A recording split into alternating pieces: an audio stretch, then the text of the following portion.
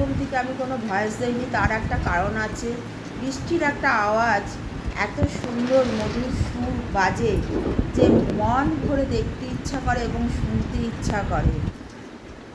প্রকৃতি এমন একটা জিনিস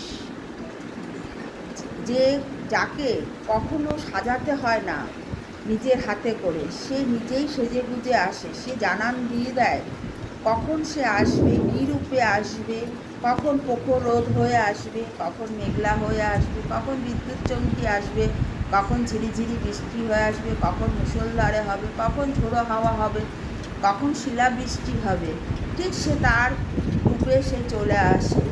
তার সাথে আমাদের মতন মানুষদের তো বেরোতেই হবে রাস্তায়। এই বৃষ্টি বাদল দিনেও বেরোতে হয় কেন জানো? পেটের জ্বালা বড় জ্বালা।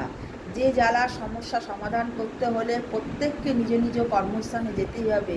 সে বৃষ্টি হোক, প্রখর রোদ হোক, প্রচণ্ড শীত হোক বা বিদ্যুৎ চমকা। তা বাসে বসে বসে মনে হলো যে এতক্ষণ বাড়ির দৃশ্য তোমাদের দেখালাম, এবার একটু রাস্তার দৃশ্যটা দেখাই। বাড়ির সামনে থেকেই বাসে উঠে গেছি, আর ট্রেনের জন্য যাইনি কারণ অর্ধেক ভিজে গেছিলাম।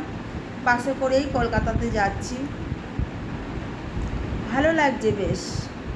চারধারটা মেঘলা হয়ে গেছে, বৃষ্টি হয়েছে, ওয়েদারটা পাল্টে গেল, বেশ শীত করছে, ভালো লাগছিল। আর কী বলবো বলো, প্রকৃতির মনোরম দৃশ্যর কাছে কোনো কিছু দিয়ে বর্ণনা করা যায় না। বড় বড় কবিরা, বড় বড় সাহিত্যিকরা সুন্দরভাবে বর্ণনা করে গেছে, যেখানে আমি কিছুই নই, আমি ছোট্ট একটা ক্ষুদ্র মানুষ।